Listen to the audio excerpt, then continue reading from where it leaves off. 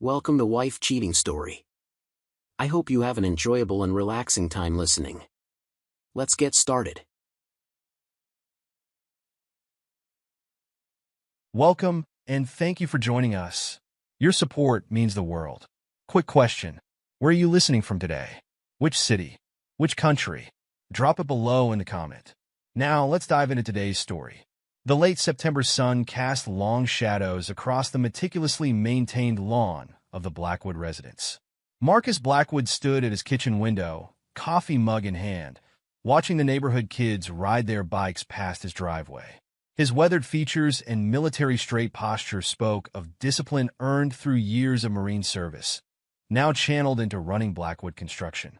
Something caught his attention. His wife Victoria's Mercedes pulling into their driveway at 7:30 a.m. She claimed to be heading to an early meeting, but her designer outfit and fresh makeup told a different story. Marcus took another sip of coffee, his face impassive as he cataloged the subtle changes in his wife of 8 years. "Morning, honey." Victoria breezed through the door, Louboutin heels clicking against the hardwood floors. "You wouldn't believe the morning I've had. Emergency strategy meeting for the Johnson account."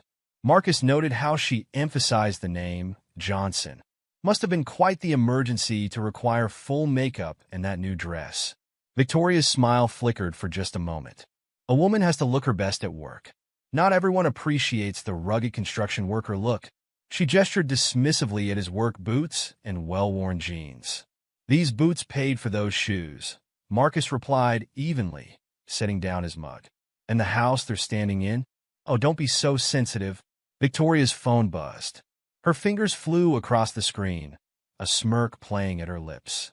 Some of us have evolved past measuring success by calluses and sweat. Marcus watched her practically dance up the stairs, already lost in whatever message had captured her attention. 8 years of marriage, and he'd never seen her so animated about work before. Then again, work hadn't included Richard Johnson until 3 months ago. The neighborhood barbecue at the Petersons' house that weekend proved enlightening. Marcus stood by the grill with Tom Peterson, noting how Victoria had positioned herself across the yard with a group of younger wives, all of them huddled around their phones like teenagers. "Heard about the new hotshot at Victoria's firm?" Tom asked, flipping burgers with practiced ease. "Richard something? Lisa says he's quite the character."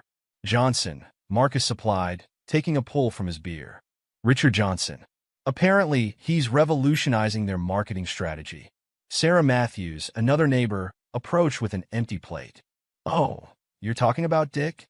She winced, realizing her slip. "Sorry, that's what some of the women at the country club call him. He's been showing up there a lot lately. Very attention-seeking."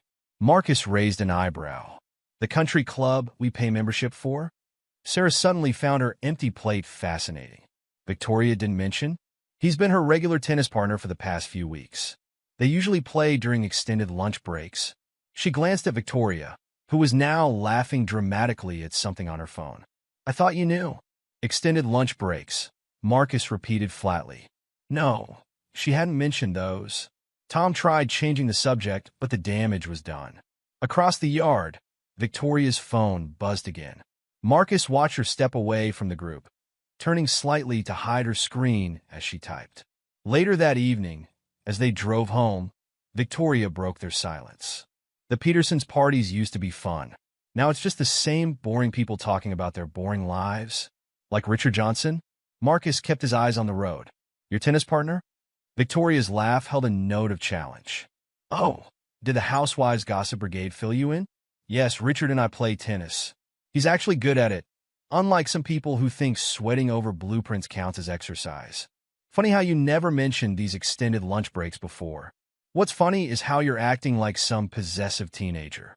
Victoria's voice dripped condescension. "Richard is a colleague. A very successful, ambitious colleague who knows how to enjoy life. Maybe you should take notes." Marcus pulled into their driveway, killing the engine. "The only notes I'm taking are on how quickly you've forgotten who built everything you're enjoying." "Built?" Victoria sneered, stepping out of the car. "You swing hammers and boss around other men who swing hammers. Richard creates. He innovates. He's got you convinced you're better than all this," Marcus finished, gesturing at their upscale home. Better than the life we built together. Victoria's smile turned cruel.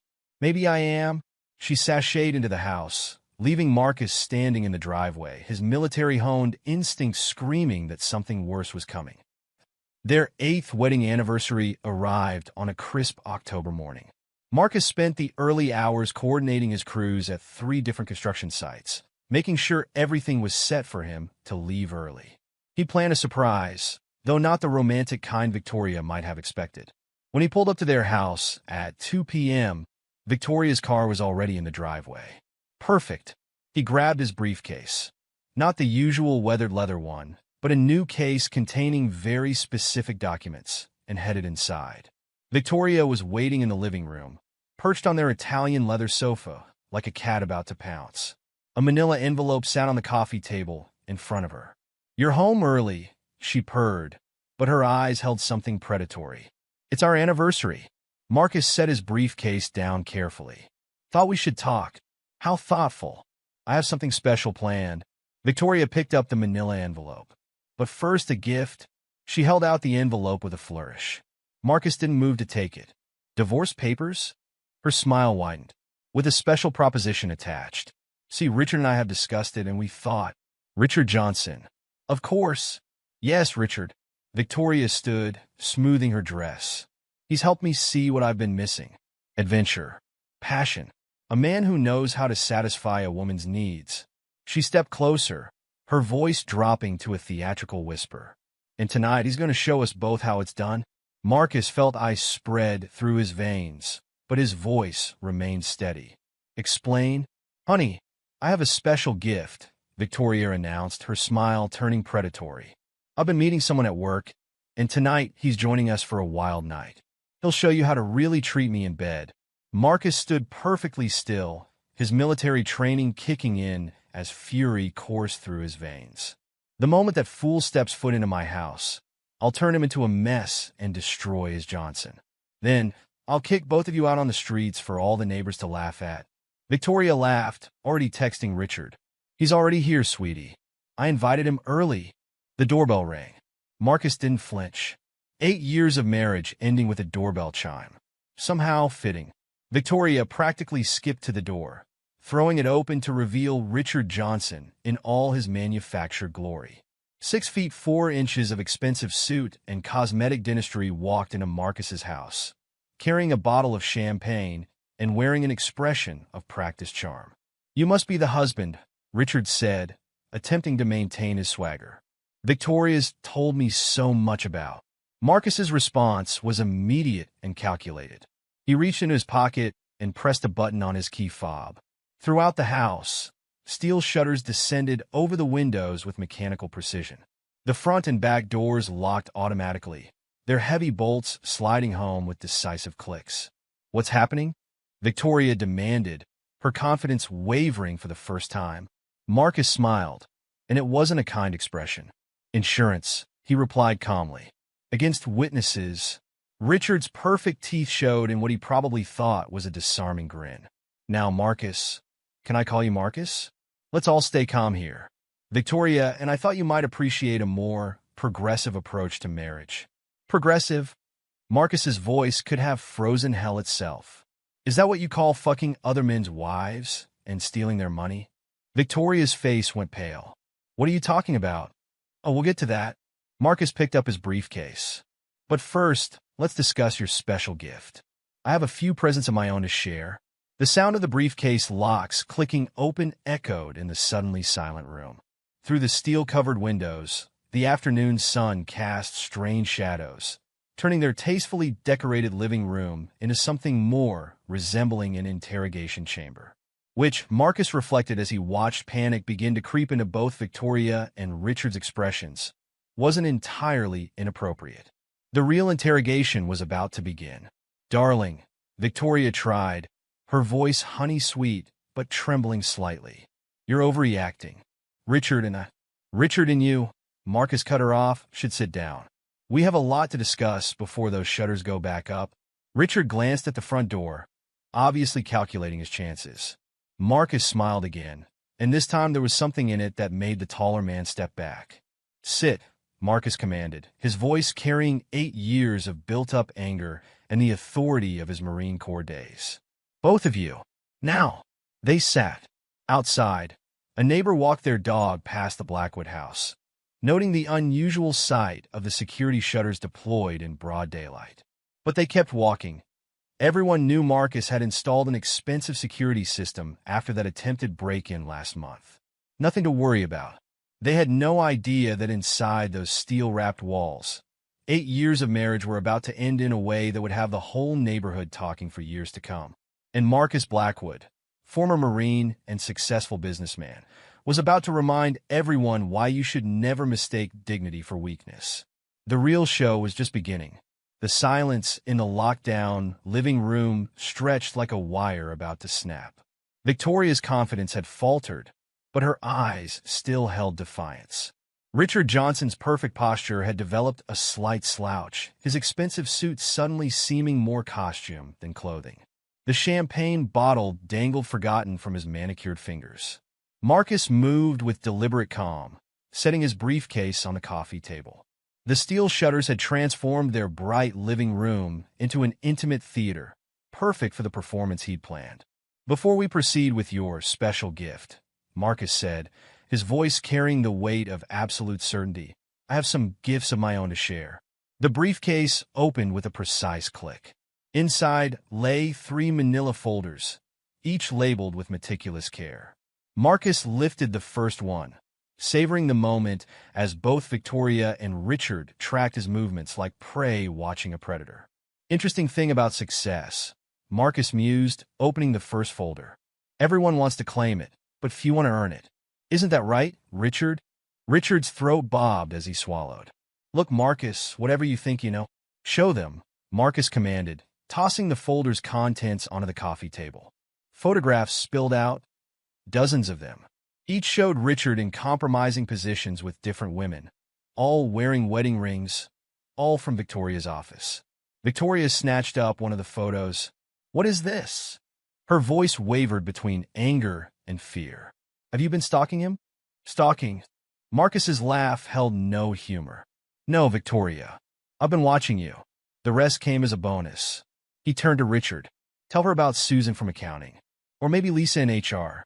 Both still think they're your only side piece." Richard's tan seemed to pale. "Those were business meetings. In hotel rooms?" Marcus pulled out his phone, showing a video clip. "With your tongue down their throats? That's an interesting business strategy." Victoria stood abruptly. "This is ridiculous. You're just trying to—" "Sit down." Marcus's command cracked like a whip. "We're just getting started." The second folder landed on the table with a heavier thud. Bank statements, loan documents, and bookies' receipts spread across the polished surface. "Your new boyfriend has expensive tastes, Victoria. Unfortunately, his income doesn't quite match his appetite." Marcus picked up a particularly damning statement. $700,000 in gambling debts. "That's quite a hole you've dug, Dick." Richard's facade began to crack. "How did you get those?" "Those are private." "Private?" Marcus's smile was razor-sharp. "Like the private accounts Victoria's been accessing at 2 a.m. to help cover your losses?" Victoria went completely still. "What are you talking about?" The third folder emerged. Marcus handled it like a dealer presenting the winning hand. "The same security company that installed our home system also handles your office building. When you started staying late, I had them send me the footage. Imagine my surprise when I saw you accessing financial records in the middle of the night. You had me followed?" Victoria's outrage sounded hollow. "No, I had you protected. There's a difference." Marcus spread out the documents. "But it seems the only threat to you is yourself. Care to explain these transfers? Or should we wait for the forensic accountants?" Victoria's hands trembled as she looked at the evidence. Each page detailed transfers from company accounts to offshore holdings, carefully disguised but clearly traceable. Her embezzlement laid bare in black and white. "How much has she given you, Richard?" Marcus asked conversationally. 200,000? 3? Must be nice having a sugar mama willing to steal for you. Richard stood, straightening his jacket. "This is all circumstantial. You can't prove."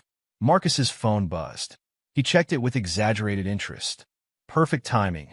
Richard, Would you like to explain why your bookie just texted confirming receipt of the blackmail photos? Or should we wait for Victoria's boss to call about the anonymous tip regarding missing funds? The transformation was immediate. Richard's 6 feet 4 inches frame seemed to collapse in on itself as the implications hit him. His carefully cultivated image of success and sophistication evaporated, revealing the desperate con man beneath. "You're bluffing," Richard stammered, but his eyes darted to the windows, still sealed behind steel shutters. Victoria's phone erupted in a cascade of notifications. Her face drained of color as she read message after message. "You didn't?" she whispered. "Oh, but I did." Marcus leaned back, the picture of relaxed control. "Your entire office knows now. The police are probably reviewing the evidence as we speak." Victoria lunged for her purse. "I need to call my lawyer." "Which one?" Marcus asked. "The firm's lawyer who's currently discovering your theft. Or our divorce lawyer, who just received proof you violated the prenup's infidelity clause?" Richard made a break for the door, forgetting it was locked. He yanked uselessly at the handle, his composure completely shattered. "Let us out," Victoria demanded, but fear had replaced her earlier arrogance. "You can't keep us here." "Actually, I can. Home invasion protocol." Marcus held up his phone. "As far as anyone knows, I'm dealing with burglars. In fact," he pressed a few buttons, "I just alerted the neighborhood watch. They're probably gathering outside right now." Victoria tried a different approach, her voice turning sultry. "Marcus, baby, we can work this out. Whatever you want." "What I want?" Marcus stood slowly. "What I want is for you both to understand exactly what you've lost. Richard, those photos are already circulating among your other victims. Victoria, your parents called. They're particularly interested in how you've been handling their investment in the firm." Richard slumped against the door. "My bookie. He'll kill me." "That sounds like a personal problem." Marcus checked his phone again. "Oh, and the local news station is very interested in the story. Something about a 6 feet 4 inches con man and his accomplice targeting wealthy women. Should make quite the headline." Victoria's mascara began to run as tears formed. "Please, Marcus, think about my career. Like you thought about our marriage?" Marcus's voice could have frozen fire. 8 years, Victoria. 8 years I gave you everything, and you repaid me with cruel jokes and planned humiliation. He turned to Richard, who had sunk to the floor. "And you, the big man, the sophisticated player. Look at you now. Can't even stand up straight without your borrowed confidence." Victoria and Richard exchanged desperate glances, their alliance crumbling under pressure. They began talking over each other, offering money, threats finally descending into begging. Marcus calmly made more calls, to Victoria's parents, to Richard's other victims, to local media. With each call, their world shrank a little more. "The Marines taught me something valuable," Marcus said, watching them squirm. "The best defense is a good offense. You wanted to humiliate me? Congratulations. You've succeeded in destroying yourselves instead." Through the steel shutters, they could hear voices gathering outside. Neighbors drawn by the alert, phones undoubtedly recording. Victoria buried her face in her hands, her designer dress wrinkled and mascara-stained. "My reputation," Richard moaned. "Everything I've built." "Built?" Marcus's laugh was genuine this time. "You haven't built anything. You're a parasite who feeds off others' success. And now everyone knows it." Victoria made one last attempt. "Marcus, think about what this will do to both of us. Our friends, our social circle, our—" Marcus raised an eyebrow. "There is no our anymore, Victoria. You made sure of that when you decided to turn our anniversary into a spectacle of my humiliation." His phone buzzed again, messages from the neighbors asking if they should call the police. Perfect timing. You know what the funny part is? Marcus gathered the evidence back into his briefcase. "If you'd simply asked for a divorce, I would have given you a generous settlement. Instead, you chose cruelty. You chose to make it a game." He checked his security app. At least 20 neighbors had gathered outside, phones ready. The stage was set. "And now," Marcus said, reaching for the lockdown controls, "the game is over." Victoria stumbled toward him. "Wait, please, there must be something." "There's nothing," Marcus cut her off, "except the consequences of your choices." Richard's other victims are already comparing notes. Your firm's accountants are combing through the books. Your parents are calling their lawyers. And our neighbors? He smiled. Well, they're about to witness quite a show. Richard had given up all pretense of dignity, slumped against the wall like a broken mannequin. His designer suit was wrinkled, his perfect hair disheveled. The great Richard Johnson, reduced to his true form. Victoria's tears had stopped, replaced by a blank stare of shock as reality settled in. Her phone continued buzzing with messages she no longer dared to read. Marcus stood in the center of his living room, surrounded by the wreckage of his marriage, but somehow taller than ever. He hadn't raised his voice once, hadn't thrown a punch, hadn't needed to. You wanted to show me how a real man handles things, he said quietly. Thank you for the opportunity to demonstrate. His finger hovered over the lockdown release. Outside, the crowd grew larger, drawn by the neighborhood watch alert about caught intruders. Everything was in place. The time had come to let the world see exactly who Victoria and Richard really were. Sometimes, Marcus reflected, the best revenge isn't violence. It's simply giving people enough rope to hang themselves, and then letting everyone watch them fall. Marcus's finger pressed the lockdown release button with surgical precision. The steel shutters rose with a mechanical hum, revealing the gathering crowd outside. Phones raised like torches in the fading evening light, their cameras ready to capture what everyone believed was a burglar takedown. Victoria's eyes widened as reality crashed in. Through the rising shutters, she could see Susan from 3 houses down, phone held high. Tom Peterson stood with his teenage sons, all recording. Even Mrs. Henderson, the retired teacher who never left her house after 5 p.m., stood on her lawn in her gardening hat. What have you done? Victoria's voice cracked. Given you the audience you wanted. Marcus opened the front door. Though perhaps not quite the show you planned. Richard made a desperate lunge toward the back door, but Marcus's voice stopped him. That exit's covered too. Your choice is simple.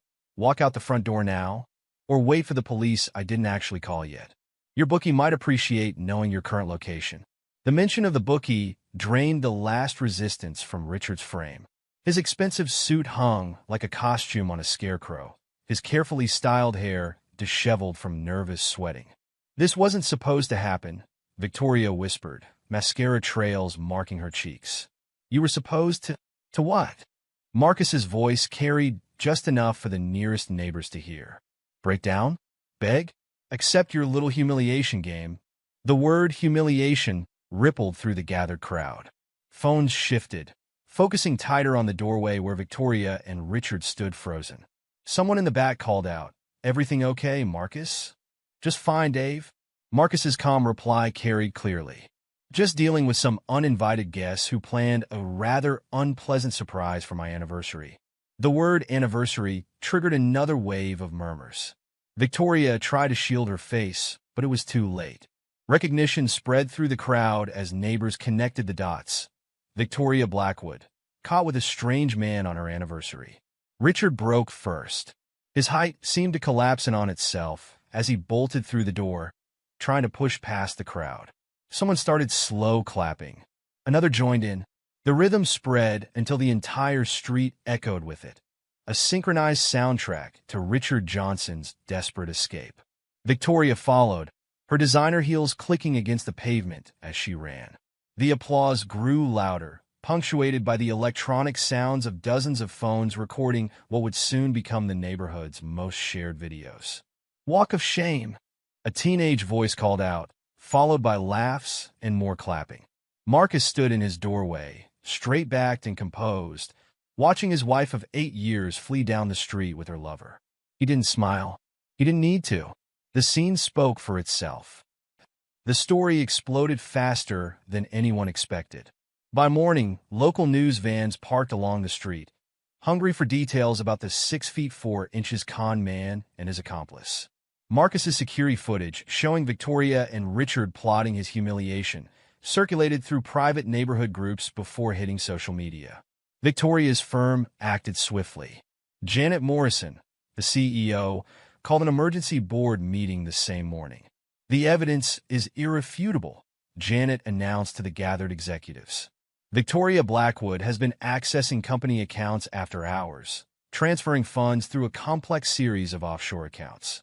Initial estimates suggest losses exceeding $500,000.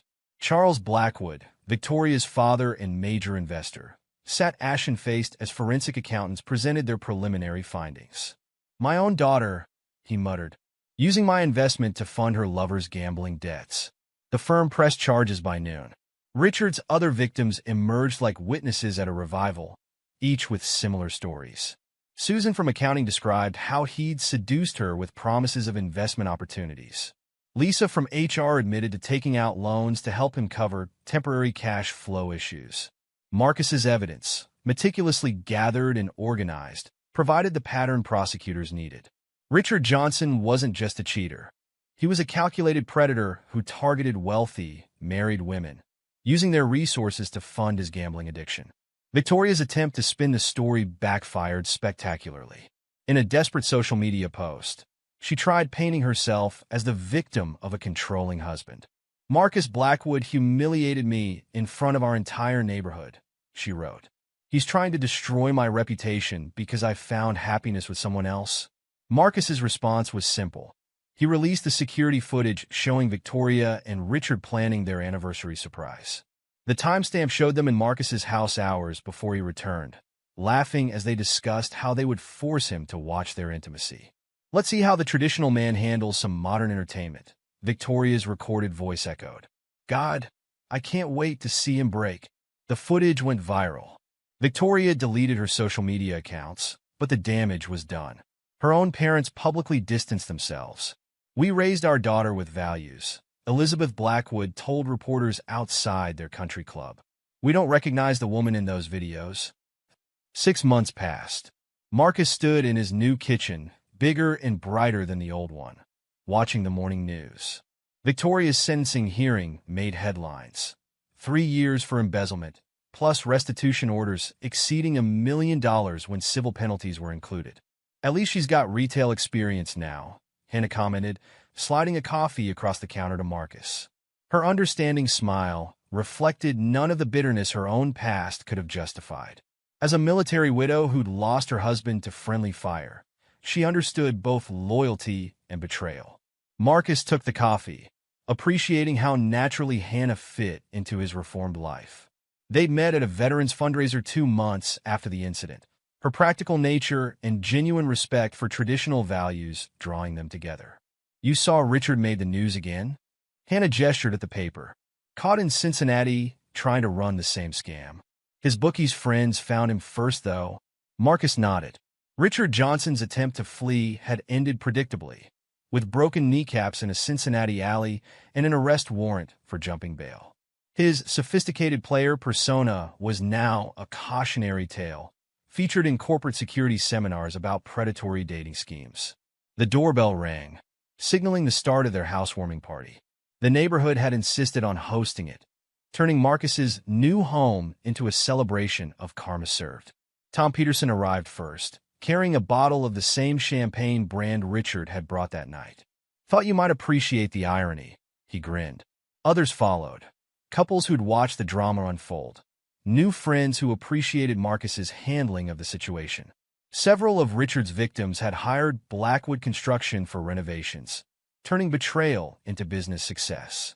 To justice, Sarah Matthews proposed a toast, her own divorce from a cheating husband finalized the month before. And to Marcus, who showed us all how to serve it cold. Marcus raised his glass, but his victory held no malice. He'd protected what was his, exposed what was wrong, and moved forward without compromising his values. The neighborhood remembered not the salacious details, but the dignity with which he'd handled betrayal. Victoria now worked retail at a mall 2 towns over, her designer wardrobe replaced by a polyester uniform.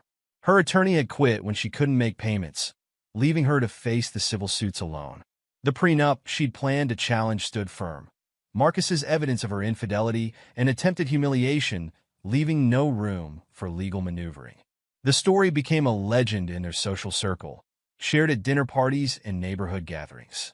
Not for the drama or the revenge, but for the lesson it taught about consequences and character. I heard Victoria try to get her old job back, Lisa from HR mentioned during the party. Janet Morrison just laughed and sent her the security footage again. Marcus didn't need to gloat. The truth had done all the work for him. His construction company thrived, expanding into 3 new counties. Hannah brought warmth back into his life without the constant power plays and cruelty that had marked Victoria's final years. As the housewarming party wound down, Marcus stood on his new back deck, Hannah's hand comfortably in his. The night air carried sounds of genuine laughter and friendship, a sharp contrast to the artificial sophistication Victoria and Richard had tried to project. You know what the best part is? Hannah mused, watching their guests mingle. You never had to throw a single punch. Just let them destroy themselves. Marcus smiled, remembering his last words to Victoria through his security camera after she'd been sentenced. She tried to blame him one final time for her downfall. Sometimes the best revenge isn't violence, he told her. It's letting people destroy themselves while everyone watches. The camera had caught her expression as the truth finally hit home. All her sophistication, all her cruel games, all her attempts at power plays, undone by the simple act of exposing her true nature to the world. Marcus's new house stood as a testament to moving forward rather than dwelling in pain. The sight of intended humiliation had become a celebration of karma, justice, and the power of standing firm in one's values.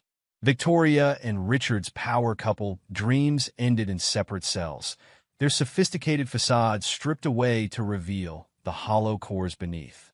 Meanwhile, Marcus's life expanded, filled with genuine relationships and success built on real foundations rather than manipulation and lies.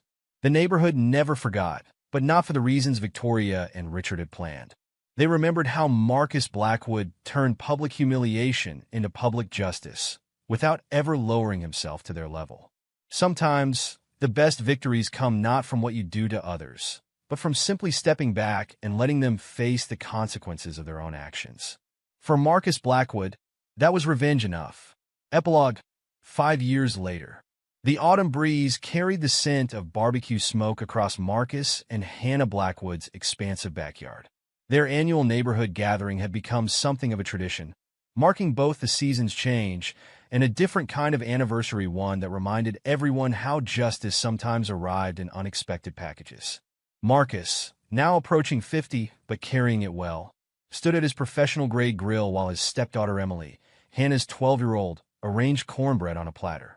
His construction company's logo, recently redesigned, adorned the new outdoor kitchen's backsplash, a testament to Blackwood Construction's expansion into luxury home development across 3 states.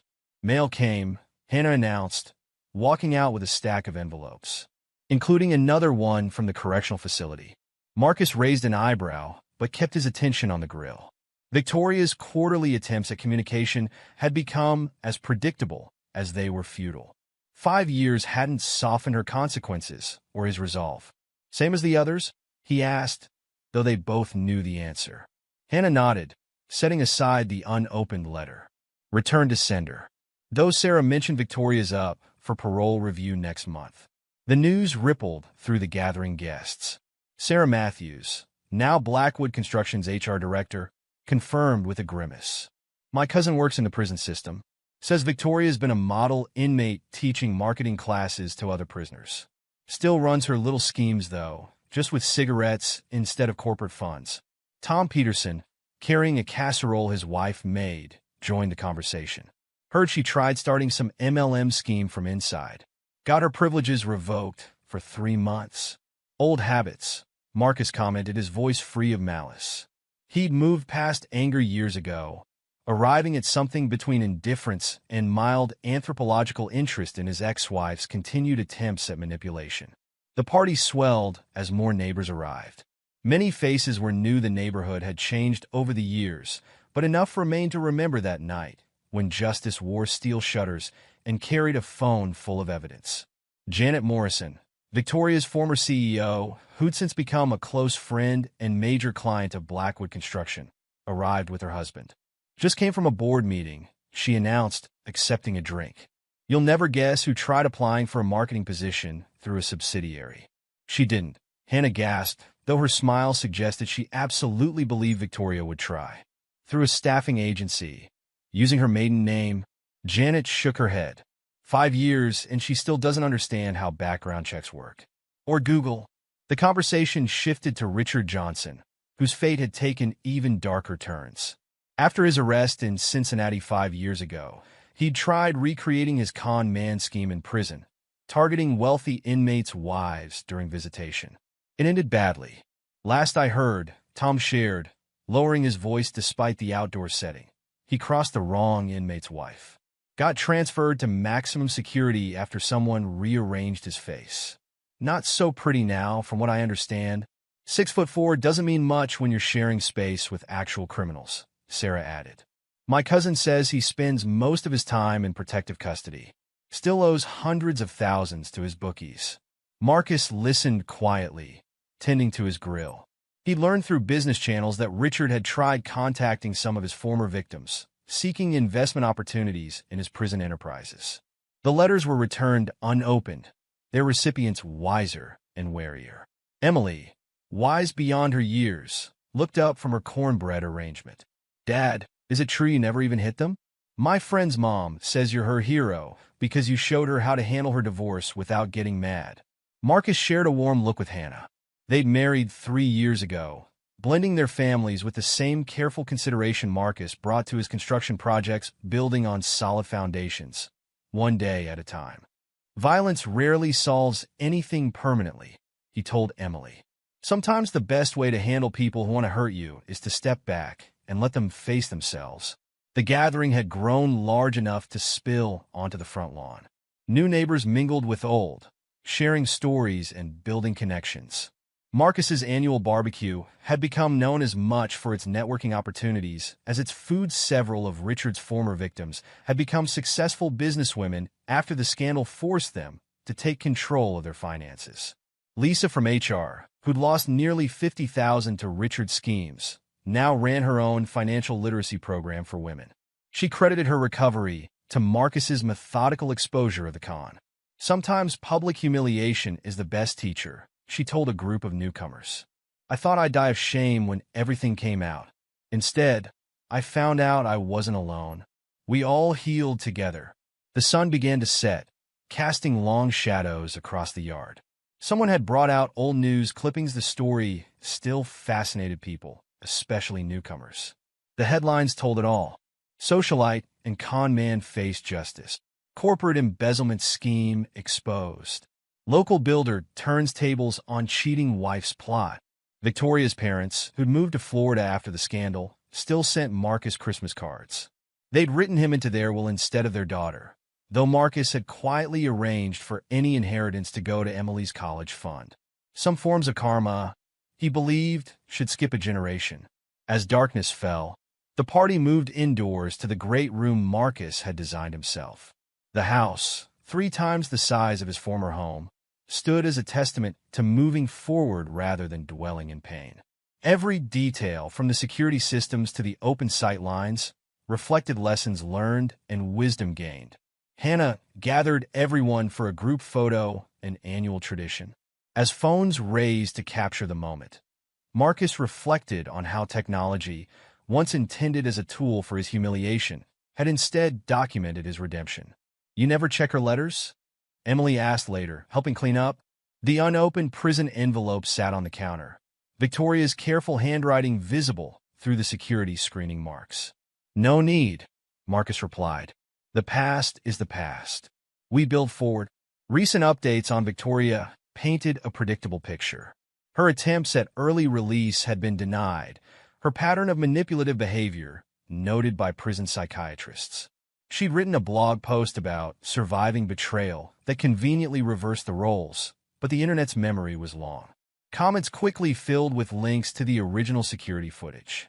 Richard's story circulated in true crime podcasts, his methodology dissected by experts in fraud and psychology. His rise and fall became a case study in corporate security seminars. The handsome con man now walked with a limp, his movie star looks ruined by prison justice. His schemes had earned him an extended sentence, with additional charges pending in 3 states. The neighborhood itself had transformed. Property values rose as Marcus's story attracted successful professionals who appreciated the community's resilience.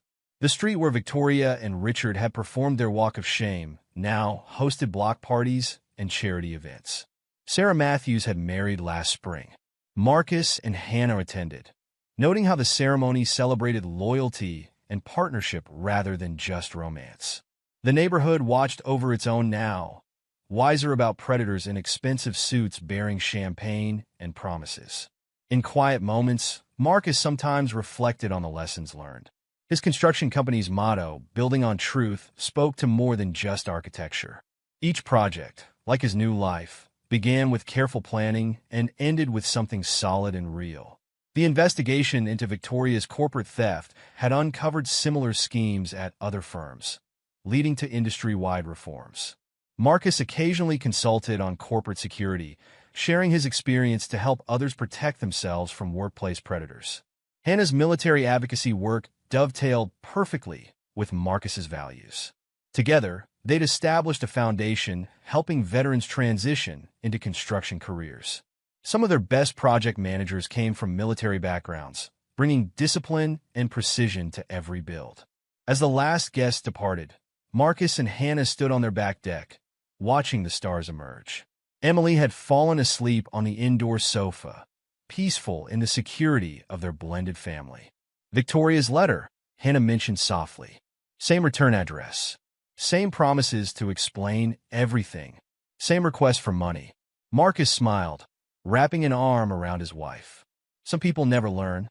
That's their prison, more than any cell. The letter would go back unopened, like all the others.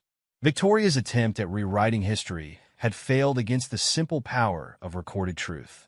Her sophisticated facade had crumbled under fluorescent prison lights, leaving her to trade designer heels for institutional shoes. Richard's own prison time served as a bitter reminder that charm couldn't deflect karma forever. His victims had rebuilt their lives stronger and wiser, while he aged ungracefully in maximum security. Last anyone heard, he'd tried pitching a memoir about his misunderstood life. Publishers passed, preferring the documented truth to his manipulated version. The night air carried distant laughter from departing guests, a reminder that life moved forward. Marcus had built something real: a strong marriage, a successful business, a legacy of integrity. No amount of prison-written letters could touch that foundation. You know what still amazes me? Hannah mused, leaning into his embrace. You never had to raise your voice. Never threw a punch. Just showed everyone exactly who they were. Marcus thought about the security footage that still circulated occasionally, showing Victoria and Richard planning their cruel game. Their sophisticated masks had slipped, revealing the hollow people beneath. No additional punishment could match the simple exposure of truth. Sometimes, he repeated his now famous phrase, "The best revenge isn't violence. It's letting people destroy themselves while everyone watches." Emily stirred inside, reminding them of time's passage and healing power. They had schools to consider, careers to build, lives to live. Victoria's quarterly letters and Richard's prison tales grew less relevant with each passing season. The security system hummed quietly, protecting something far more valuable than mere property. Within these walls, Marcus and Hannah had built a home where truth prevailed and karma arrived right on schedule. Some said pride comes before a fall. But for Marcus Blackwood, pride came in building something real after the fall had claimed its due. In the end, that was revenge enough. And there you have it. Another story comes to an end. What did you think? I'd love to hear your thoughts in the comments below. If you enjoy this story, consider joining our community by subscribing. It means the world to us. For more stories like this one, check out the recommended videos on screen. And I'll see you there.